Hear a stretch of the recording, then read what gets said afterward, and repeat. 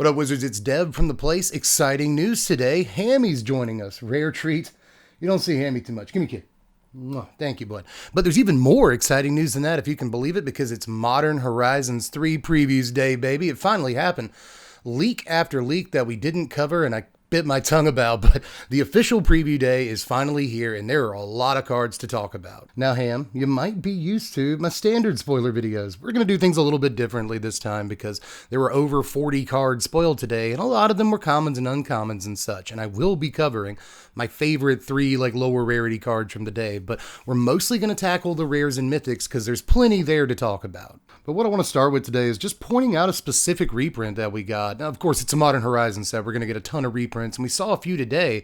Some reprinting cards into Modern that we didn't currently have, right? Like we got Kaalio the Vast officially in Modern, which is neat and all, but probably the most impactful of these were the Medallions. I shouldn't even say probably, almost certainly the most impactful of these are the Medallions. They're all in Modern now. Now, Ham, I have no idea how this is going to affect decks like Rakdos Scam or Amulet Titan or blah, blah, blah, the best decks in Modern, but it may create some new ones, and if anything, some of the top decks in Modern can definitely take advantage of this kind of cost reduction, can't they, buddy? I think so. But let's really get down to it. He's behind me, don't worry, he's still on the couch. We're going to look at some brand new cards. Told you, there he is, just pops up. Anyway, let's look at some new uncommons from the day. Like I said, there's plenty of commons and uncommons to look at. I will link Mythic Spoiler in the description if you want to check them all out, but I'm just going to look at sort of the top 3 uncommons from my perspective. What do I know? I just like cool magic cards. So let's take a look at Evolution Witness, Grim Servant, and Witch Enchanter here first. Now, Evolution Witness is interesting. This will probably remind you of something. 3 mana, 2 and a green for a 2/1 Elf Shaman Mutant. You can pay 1 and a green to adapt 2. If it's been a while. If this creature has no +1/+1 counters on it, you put 2 +1/+1 counters on it. Whenever 1 or more +1/+1 counters are put on Witness, return target permanent card from your graveyard to your hand ski. So obviously this is just kind of a create your own 4/3 Eternal Witness for 5 mana, which is okay in and of itself, but really where this gets crazy is when you start just putting +1/+1 counters on it through other means and just returning stuff from your graveyard to your hand all willy-nilly and such. It seems like there's probably some sort of infinite loop out there with this card, but at the very least there's a ton of commander value at hand. Speaking of possible commander playable cards, we got Grim Servant today too. This is 4 mana, 3 and a black for a 3/2 zombie warlock with menace. When it enters the battlefield, you search your library for a card with mana value less than or equal to your devotion to black. Reveal it, put it into your hand, shuffle up, and lose 3 life. Okay, easier to cast Diabolic Tutor on a body with a keyword ability.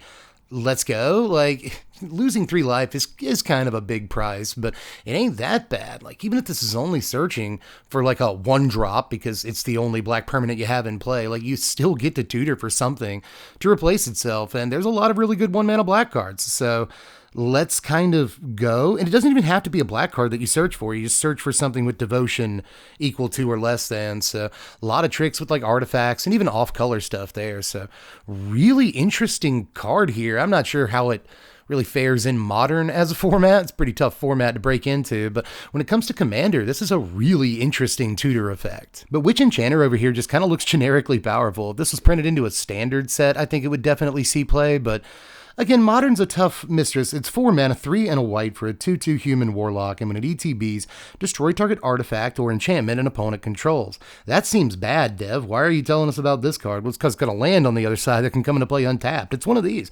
This is Witch Blessed Meadow. You can just play this instead if you'd like to. It's a land, and when it ETBs, you can pay 3 life. If you don't, it ETBs tap. You can tap it for a white mana. These were really good when we had them in Standard, and a lot of them still see some occasional play in Modern too, or more than occasional in a lot of cases. So this is actually a really, really sweet piece to now have access to. We got a green one of these earlier too.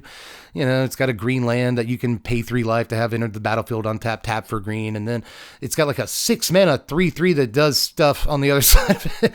Like, I'll show you the card on screen right now. It's fine, but I'm not sure how Modern playable that is. I think this is much, much more Modern playable. A sort of Lauren of the Third Path with a land on the other side of it. It's getting there. Now, I got to tell you, there is another uncommon I want to look at from today, but this one is, I think, far and away maybe the most powerful uncommon of the day. Unless I'm missing something, Brain Surge looks really, really good to me. It's basically a Brainstorm that draws you 4, but you pay 2 extra mana for, which may seem like a lot. Let me read the card to you. I basically already said what it does, but it's 2 and a blue for an instant. Draw 4, put 2 from your hand on top of your library in any order. So again, just a 4-card brainstorm, which I know is triple the cost of a brainstorm. So brainstorm's still just a much, much better spell, but 4 cards at instant speed for 3 mana might actually be good enough, even in a format like Modern. And here we are again. Hey bud, how you doing? The boys are back in town, mostly to tell you that this video is actually divided into fun sections and such. And the next one, we're going to call the Commander Corner, I guess, because there were a fair number of legendary duders and dudettes spoiled today that I don't think are Modern playable. You know, again, I'm a big old Dumbo Goofus and all that, and what do I know? But at the same time, a lot of these look strictly Commander playable to me, so let's kind of go over those real quick. At first, let's take a look at Arna Kennerud, Sky Captain, a very deep cut. This is a character from Ice Age flavor text. Good job, Wizards, but this is 5 mana, 2 in Esper colors for a 4/4 legendary human knight with flying and lifelink. It also has ward, discard a card. So 5 mana, 4/4 flying lifelink, ward, discard a card. We're starting out okay if it were a standard card. What's the actual text on this thing? Whenever a modified creature you control attacks, double the number of each kind of counter on it. Then, for each non-token permanent attached to it, create a token that's a copy of that permanent attached to that creature. This I just really like for auras. You know, I hate to be like the most obvious dude in the world because I'm pretty sure there's ridiculous stuff you can do with this, with creatures that have like charge counters and other kind of special counters that you want to double up. There's probably a lot of fun tricks there, but mostly I just want to slap like all that glitters or other like busted auras on stuff and then copy them. That seems like maybe not only the most obvious path, but probably the best path to victory. But speaking of auras and stuff, Pearlier Imperial Advisor is 3 mana, 1 and 2 white for a 3/4 legendary Fox Advisor with lifelink. Enchantment spells you cast have affinity for auras. Interesting. And whenever you cast an aura spell that targets a modified permanent you control, you get to draw a card. Again, man, get your all that glitters ready and stuff like that. You know, they banned the card in Pauper. I guess they want us to play it in Modern now. I really don't think that this is quite playable at this rate or anything, but it is a really, really cool card for Modern. But that said, this is definitely more of a Commander card. I don't know if it's the Commander because it's mono white, but in the 99 of a lot of like aura-based enchantment decks and stuff, this is going to do an awful lot of work. People might think you're weird for wanting to try this in Modern, but hey, weird like a fox, you know what I'm saying? But up next is a dude that might actually get me to build an Azorius Commander deck. I've never done that before. This is Genku, Future Shaper. Apparently Genku is Tamio's husband. I didn't even know she had one of those. But anyway, this is 4 mana, 2 a white and a blue for a 2/5 legendary Moonfolk Wizard. And whenever another non-token permanent you control leaves the battlefield, choose one that hasn't been chosen this turn. Create a creature token with those characteristics. You can either have a 2/2 white fox with vigilance, a 1/2 blue moonfolk with flying, or a 1/1 black rat with lifelink. And this has an activated ability too. For 3 a white and a blue, that's 5 mana. You can put a +1/+1 counter on each creature you control. Now, honestly, I think this probably could have been like an uncommon to me, but it's still like a really, really cool card, man. I like this a lot. You're only going to get like 3 creatures a turn max, but who cares? Just build like Azorius Blinks or something like that. Maybe even have a couple of blue effects to like bounce your own dudes or something like that. And you got this thing cooking like pretty easily. I like the idea of this. I'm not sure how well it's actually going to work on the Commander table. It's kind of a lot to get going and all that. It has to have a lot to, you know, kind of facilitate it. You have to have a bunch of creatures on the board and the cards in your hand to blink them or do whatever you want to do with it, right? So there's kind of an awful lot that has to go right for this to stack up correctly, and in the end, what are you getting paid? Tokens. Ain't that big of a deal, but I just really like dudes like this, and I kind of can't deny it. I had the same problem with big butts, but let's take a look at the last card in the Commander corner. It's Eladamri, everybody. Corvectol. This is 3 mana, 1 and 2 green for a 3/3 legendary elf warrior. You may look at the top card of your library anytime, and you can cast creature spells from the top of your library. That's convenient. You can also pay a green, tap Eladamri, and 2 untapped creatures you control to reveal a card from your hand or the top of your library. If you reveal a creature card this way, put it onto the battlefield. Activate this only during your turn. So not as a sorcery, by the way. You can activate it during your combat step or EOT or something. That's all kind of nice. But yeah, 3 tapped creatures and a tapped green mana for what that's worth, and you have to have a big nasty dude in your hand, but that really shouldn't be the hardest part of the equation. So I do kind of like this dude. He's card advantage, lets you throw stuff into play from the top of your library, and sometimes just let you Elvish Piper stuff into play from your hand. That's all good. I don't know if it's good enough for Modern, probably not, especially considering it's boltable, but as a commander or in the 99 of like millions of different decks, like in the 99 of elves or something, this is unbelievably good. Hey everybody, traded in my ham for a chicken. That is a well-rounded meal right there. A lot of meat, but anyway, it's mostly so that I could transition into this bit where we talk about good cards. We're mostly going to talk about, well, that's not true. I do have a whole section of other rares from today, and those are mostly just okay. But we're going to transition into some really decent stuff that a lot of people are talking about today, and that's the flares. My favorite kind of Final Fantasy spell, my favorite kind of pants, and I'm not ready to say they're my favorite kind of Magic the Gathering card, but everyone always says the best price is free, and you can't really argue with that. So let's look at Flare of Duplication, Flare of Malice, and Flare of Fortitude today. Now the Dupe Flare is 3 mana, 1 and 2 red for an instant. You may sacrifice a non-token red creature rather than play this spell's mana cost. Copy target instant or sorcery spell. You may choose new targets for the copy. Dope. I mean, I have to sacrifice a creature, and that's kind of the caveat on all of these, especially if you've read ahead, you'd know that by now. But still, I think it shouldn't be that tough. The creature is non-token, so that makes things a little more difficult, but all things considered, not that much difficult. Or that much more difficult? Yeah, perfect. Nailed it. That's how you say that sentence in English correctly. But anyway, Flare of Malice up next here. This is 4 mana, 2 and 2 black for an insta. You may sacrifice a non-token black creature rather than pay this spell's mana cost. Each opponent sacrifices a creature or planeswalker with the greatest mana value among creatures and planeswalkers they control. Well, for 4 mana, this is really just like one more than the going rate for this kind of effect. So like, I'll kind of just take the casting cost of this spell, but obviously not in Modern. In Modern, though, I think that black has the most to gain from sacrificing creatures, so let's at least point that out. There's probably plenty of ways you can go like crazy with the value by sacking a dude in black and getting this for free. Really think that just a free removal spell is always going to be something like pretty well sought after. And aside from that, the flavor text and art are freaking awesome. So I really, really like this one. But Flare of Fortitude is the last of these for today, at least. It's 4 mana like the others, 2 and 2 white for an instant. You may sacrifice a non-token white creature rather than pay the spell's mana cost, but you knew that already. Until end of turn, your life total can't change, and permanents you control gain hexproof and indestructible, a free heroic intervention that also has like a fog effect on it. This one has, I think, the widest set of applications. You know, you might be able to use this in control decks to get a free turn by sacking one of your smaller dudes. Again, sucks you can't sack tokens. Control decks tend to have plenty of those, but you know, you got a guy laying around and suddenly your opponent can't just like one turn kill you with their dumb combo or something, and that seems pretty good. But like, obviously aggro decks can use this to great effect. They have to come down on board presence, which is kind of awkward for an aggro deck, but a lot of the times it's going to be worth it to be like, okay, get rid of my 1/2 or whatever, my smallest guy, and like now that wrath effect doesn't work. So really, really cool thing right here. But have you heard? I've got a boy again. Also, there's Planeswalkers. That's, again, I keep leading with dog-based information when there's probably, for Magic players at least, more exciting information. But either way, a lot of people in the comments section might dispute that. But you're very important, bud. But yeah, there's Planeswalkers. I don't know about lots of, but there's Planeswalkers in this set. And they all transform from creatures into walkers. And a lot of them look really easy to transform. So it's kind of hard to gauge the power level of some of these. But, you know, a couple of them are literally 1 mana Planeswalkers. Sort of. So let's get to them all. But up first is Aunt Tammy, everybody. Tammio's here. We're just talking about your husband, lady. This is Tamio, Inquisitive Student, a single blue mana for a 0/3 legendary Moonfolk wizard with flying. And whenever it attacks, you investigate. Whenever a 0/3 attacks, you investigate. Whenever you draw your 3rd card in a turn, exile Tammy, then return her to the battlefield transformed under her owner's control.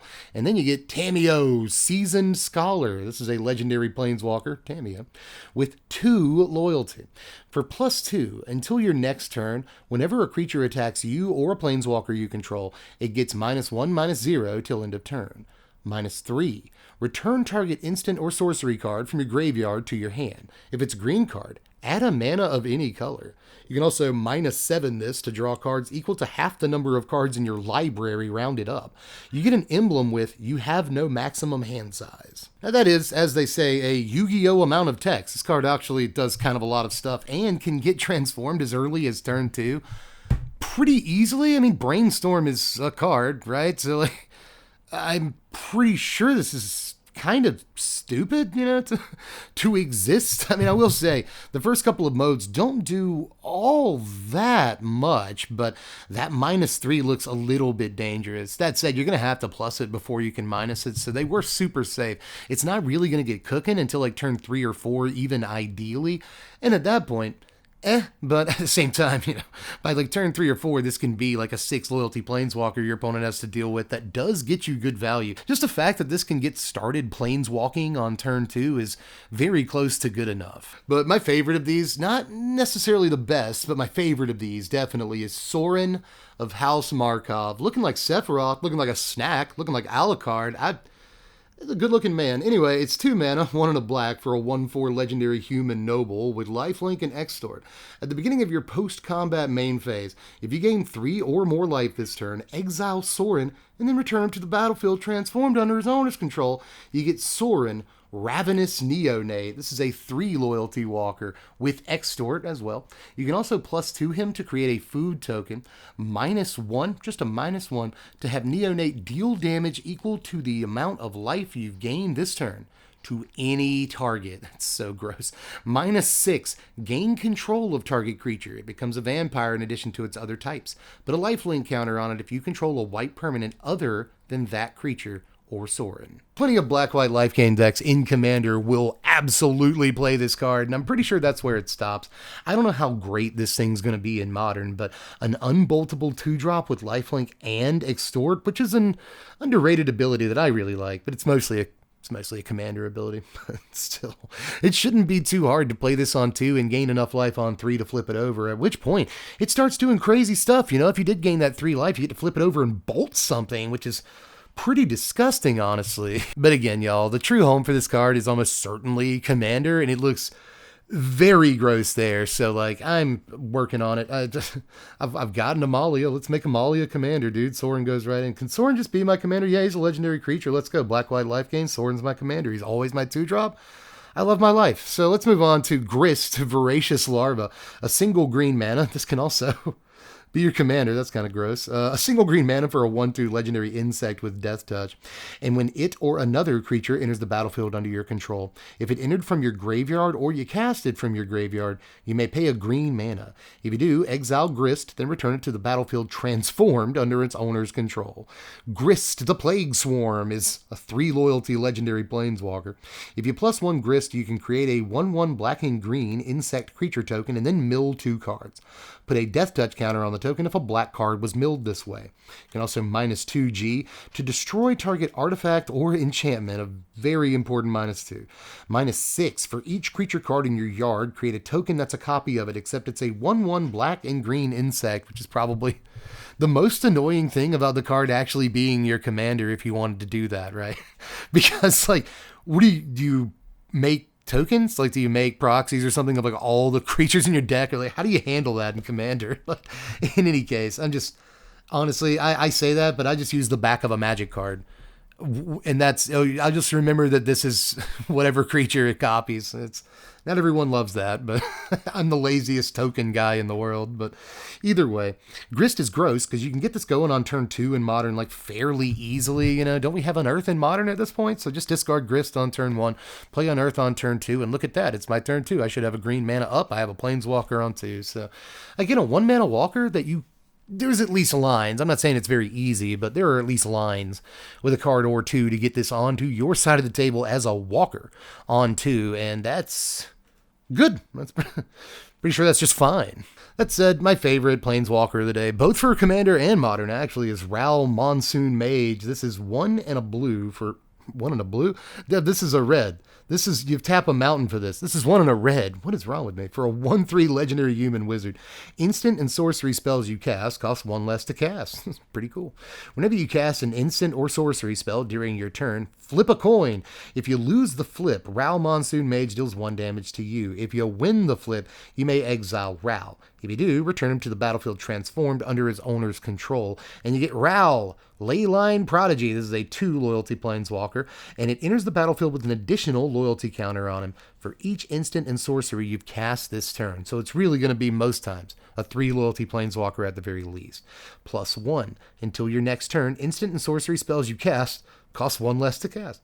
For -2, Ral deals 2 damage divided as you choose among 1 or 2 targets. Draw a card if you control a blue permanent other than Ral. -8, exile the top 8 cards of your library. You may cast instant and sorcery spells from among them this turn without paying their mana costs. So, a lot's going on here. First of all, I don't mean to imply that this is super duper powerful in Modern. It does involve a coin flip, and that's not great on average. You don't love a card that might not flip over, but this is very easy to flip over on turn 3, and honestly, it's even easy to flip over on turn 2 with free spells and stuff like that, so I'll take it. It's a really, really sweet planeswalker, but at the same time, his +1 is just, you're kind of paying his activation costs to do the same thing he was already doing when he was a creature, and that seems slightly lame, but casting Electrolyze is, now we're back. Altogether, I think it's a pretty powerful creature just on the front side, because that's decent text. And then once you get him to a planeswalker, which again happens pretty early if you're playing your cards right, literally, then suddenly he is also, again, tons of value. A removal spell that draws you cards every turn or a couple of turns. Let's go. Hey everybody, I'm back. And for the moment, petless. Hopefully we'll fix that by the end of the video. But anyway, let's move on to the other category. There's a few cards in here that I didn't think were like super great, like at all, like in Modern or possibly even Commander, but that remains to be seen. But I still think need a special spotlight shown on them because they're cool cards for whatever reason. So before we get to the last couple of cards of the day that are everyone's talking about and stuff, let's look at some cards that I think deserve a little more attention. Up next is 6. Like this thing too because, Ren in 6. I just like that we got the 1/2 of it. It's cute to me, but honestly, this card looks like it could have been printed into Standard and still just been fine. So I don't think it's that powerful, but it is cool. It's 3 mana, 2 and a green for a 2/4 legendary tree folk with reach. Whenever it attacks, you mill 3 cards, and then you can put a land card from among them into your hand. Wish it were the battlefield. As long as it's your turn, non-land permanent cards in your yard have Retrace. If you haven't seen Retrace in a while, it basically means you can cast permanent cards from your yard by paying their mana cost and discarding a land. So that's why she puts the lands into your hand, is so you can discard them for Retrace abilities and then recast permanents and stuff. It's very, very cute, but a 3 mana 2/4 reach is not quite there, I don't think, for Modern. It's a decent, it's 1 mana off a giant spider. That's somewhat of a discount. I'll take it. If you attack with it and it can draw you a card, okay, there's a bunch of cool things about this. Again, if it were printed into Standard, I think it would be a fine and playable card that would be in a number of decks and it'd be okay. But in Modern, I'm not really sure how far this actually goes. But again, it's a cool card. I like the design on it, and I like the callback, or whatever you want to call. So I like the reference. I get your references, and I'm into them. Next is White Orchid Phantom. 2 white mana for a 2/2 Spirit Knight with flying and first strike. When it ETBs, destroy up to 1 target non-basic land. Its controller may search their library for a basic, put it on the battlefield, tap, shuffle up, so like a Field of Ruin kind of effect. On a 2/2 flying first strike body, I'm just a big fan of knights. And I'm a big fan, again, of your references. I like your references. I like Knight of the White Orchid. That was one of my favorite cards back in the day. It's still in my cube. Good card, but one of my 3 cubes. But still, it's a fun card, and I've always liked it. So, again, cool callback here. And the fact that it's a 2 mana 2/2 with flying in first strike are kind of, again, we are so close to getting there on some of these cards, stat-wise and keyword ability-wise for the rate that you're paying. We are so, just inches. You can't tell how close my forefinger finger and thumb are, but they're extremely close right now. We are getting there on some of these in terms of stats, but honestly, just like the Field of Ruin on a body, like, that seems so good, especially in a format like Modern, where like there are important non-basic lands. So I don't know, huge fan of this. We are in Modern. Everyone's playing like basics because fetches and blah, blah, blah. It's still, I think, a really solid Magic card. But we'll finish off with a card that I actually think might have tons and tons of potential. Maybe broken, we'll see. This is Power Balance. 2 red mana for an enchantment. Whenever an opponent casts a spell, you may reveal the top card of your library. If you do, you may cast that card without paying its mana cost if the 2 spells have the same mana value. What? Like, this is obviously another reference, and I get your references. This time I don't know that I like your references, because it's a reference to Counterbalance, and if you weren't around for the era of Magic history that was like Counterbalance and Top, then honestly, good. It's good for you, man. It was miserable. It's just not great to be a part of all of that, because for some reason, Counterbalance didn't look like the best card when it was first printed. And then people shut up real quick about that, because it turns out that they just always had the thing on top of their library, especially in formats like Modern, Legacy, whatever, where like most cards cost 1 to 3 mana. You know, it's not too hard to engineer a situation with a Divining Top where you have the proper thing on top of your library to counter that spell. This is less broken than Counterbalance, because I actually think copying spells is way, way, way less, I don't know, game destroying than countering spells is. So I do like the card a good bit. And again, I think it's fairly easy to engineer a situation where you're just like casting free burn spells at the very least with this, so long as you have a way of scrying every turn, right? So I don't know if it's like as powerful as I want it to be, but I do think this has a ton of, you know, untapped potential at the moment. Not too many people talking about it, but I actually think it might be more than there. I keep saying it's close to there. No, I think this one may be far past the finish line. We're all here, apparently, for this shot. I don't know how I engineered that. I didn't really try that hard. But anyway, we're back. You know, earlier when I said the boys are back in town, I wasn't talking about all of us. Chicken's a lady anyway. No, I was talking about old Coco and Lulu right here. Kozilek and Ulamog both got new cards in this set, and boy, especially this Ulamog looks crazy. But let's talk first about Coco, Kozilek. I wish I could say I'm in love with the Coco, but honestly, this card's just kind of fine to me. It's a 9 mana for a 9/9 legendary Eldrazi. Whenever you cast this spell, up to 2 target players each manifest 2 cards from their hands. For each card manifested this way, you draw a card. Other colorless creatures you control get +3/+2. Yeah, you're putting 19 power on the battlefield if you just targeted yourself and nobody else, because you can do that.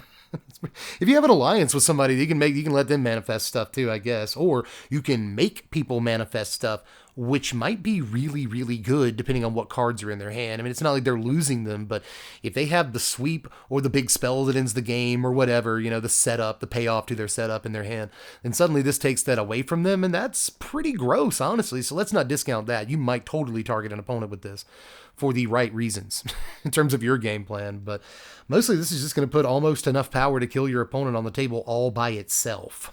That's what Kozilek does, and I think that he's fine, but again, Lulu is the killer, as usual here. So let's look at Lady Ulamog. This is 10 mana for Ulamog the Defiler, a 7/7 legendary Eldrazi. When you cast this spell, target opponent exiles half their library, rounded up. I just can't get through it with a straight face. Ward, sacrifice 2 permanents. That is a heavy ward cost. Ulamog the Defiler enters the battlefield with a number of +1/+1 counters on it equal to the greatest mana value among cards in exile. Ulamog has Annihilator X, where X is the number of +1/+1 counters on it. I'm fairly certain if this attacks, your opponent just sacrifice all of their permanents. And if they want to deal with it, they have to sacrifice at least a couple of permanents, so that's so good, man. And like, it's a cast trigger like an Eldrazi should be, so even if you don't actually resolve it, you're still going to mill them for half, which is just absolutely disgusting. Even if like the most expensive card in their deck is a whole like 3 mana, you still get a 10/10 with Annihilator 3, which is just... what do? You know? I just think that this is an amazing Magic card right here. I know 10 mana seems like an awful lot, but there are plenty of ways to cheat this into play. And unlike a lot of Eldrazi, you can cheat it into play in the first place. It doesn't have weird abilities that put it back in your library or anything like that. No, you just reanimate this or whatever you're trying to do. But also, unlike a lot of Eldrazi, you don't mind reanimating it. Yeah, it's got a cast trigger, but again, when it attacks, things are going to happen, man. Like, if there's other ways of putting +1/+1 counters on it aside from the sort of snowball of its first trigger, you know what I mean? And then eventually it gets the counters from that. If there's other ways of putting +1/+1 counters on it, then suddenly, you know, you might want to reanimate this. You know, with like, I know this is a standard card, but still, like, Invoke Justice, put 4 +1/+1 counters on it. A swing for 11, they sacrifice 4 guys or 4 permanents, whatever. So, yeah, like, that actually almost seems modern playable if you can get that going. So I don't know, dude. I think there's a lot of really good stuff about this card. I think it's an interesting commander, yes, but again, we're mostly talking about modern play. And if the Eldrazi have taught me anything over the last like almost 15 years now, that they've been really more than 15 years that they've been a fixture in Magic, it's that casting cost means nothing. So, you know, keep that in mind. There may be plenty of decks that want to play this despite the double-digit casting cost figure. I'm not going to hype it up too much. I don't even know that it's the best card of the day or anything like that, but it is a very exciting card. It's cool to see Ulamog again. Hopefully they don't oversaturate us with Eldrazi this time, but just seeing her again and her being in this form, I'll absolutely take it. Super heavy ward cost, super heavy annihilator cost, pretty amazing cast trigger. This is everything I want out of an Eldrazi. Good design. But that is Itski Lewiski. That is Damski Hamski. That is all the cards from today. Sorry. For the Modern Horizons 3 preview premiere, everyone. We actually got them cards finally. And we're going to get a bunch more as the week goes on. And I think I'll keep doing this, you know. If there are any cards I didn't cover from today that you think deserve to be covered for whatever reason, let me know in the comments section, and I'll pick a couple of them for tomorrow's video. On Thursday, I'll be live on Twitch covering the Modern Horizons cards from that day. So if you want to follow on Twitch, it's on screen right now. Go do that if you want to. You can also check out the Patreon if it's on screen at the same time. Might as well plug it. It's just $1 a month to support the channel and like really keep the operations lights on around here. It's very important. The people who are even like $1 Patreon a piece, like you guys are amazing. So again, you keep the operation alive. So appreciate you. And if you're considering being a Patreon member, I appreciate you for that. Just for considering it. But ultimately, I appreciate you just for being here. There's a lot of Modern Horizons 3 coming up, and I'm honestly kind of using this as a warm-up for Bloomborough spoiler season in like 6 weeks, so you'll see a little bit more of me as time goes by this week for MH3 previews, and I hope you enjoy them. But anyway, that's all I got for this one. I gotta go feed Ham and love on him some more, and also feed myself and edit this video. I love you all very much. I am Deb from the place. He is Ham from my house. You're also from the place. And we will catch you cats later. Thanks for watching, Wizards. Spread love and be kind.